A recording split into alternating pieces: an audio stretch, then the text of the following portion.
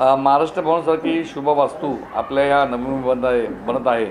सततच्या पाठपुराव्यानंतर 10 वर्षानंतर आणि 10हून अधिक लक्षवेधी घेतल्यानंतर आमदार ममताताई म्हात्रे यांना ही मंजुरी भेटलेली आहे. ही मंजुरी भेटल्यानंतर याचं उद्घाटन झालेलं आहे आणि आता याचा कामाचा शुभारंभ सुरू झालेला आहे.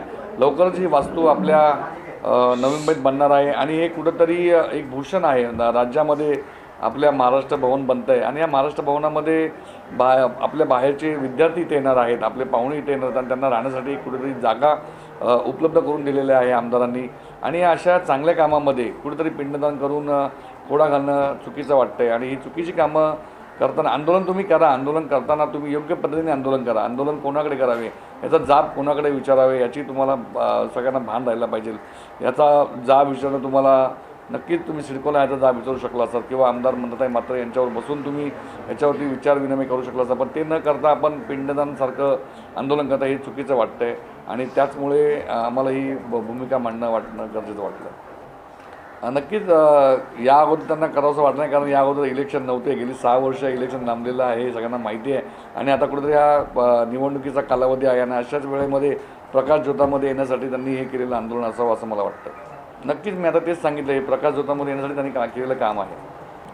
त्यांच्या आमदारांनी मागणी केली असेल, पण त्याचा पाठपुरावा जो केलेला आहे तो आमदार ममताताई म्हात्रे यांनी केलेला आहे. मी अगोदरसुद्धा प्रेस कॉन्फरन्स सांगितलेलं आहे, 10हून अधिक लक्षवेधी ताईंनी ह्या विषयासाठी मांडलेल्या होत्या आणि अनेक मंत्र्यांना, तत्कालीन मुख्यमंत्री यांना भेटून ताईंनी मंजुरी घेतलेली आहे. म्हणजेच खरोखर याचं श्रेय हे आमदार ममताताई म्हात्रे यांनाच जातं. पंतप्रधानांकडे जाऊन नक्कीच भेटीगाठी होत आहेत. त्यांना कामं कुठल्या ना कुठल्या कारणावरून थांबवलं जाण्याचा प्रयत्न करत आहे आणि हे सत्य आहे.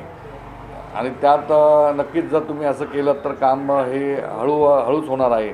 तसं न करता जर तुम्ही सगळ्यांनी साथ दिली तर हे काम लवकर पूर्ण होईल असं आम्हाला वाटतं. खरं पाहता याच्यामध्ये विरोधक तयार झालेच नाही पाहिजे. आपलं हे भूषण तयार होतं आहे, आपल्या पूर्ण नवी मुंबईमध्ये महाराष्ट्र भूषण तयार होतं. त्यामुळे आपण विरोधी भूमिका घेतलीच नाही पाहिजे. सगळ्यांनी सहकार्य केलं पाहिजे असं मला वाटतं. माझ्या चॅनलला सबस्क्राईब करा आणि बेल आयकॉन दाबा, जेणेकरून तुम्हाला माझे नवीन व्हिडिओ मिळतील.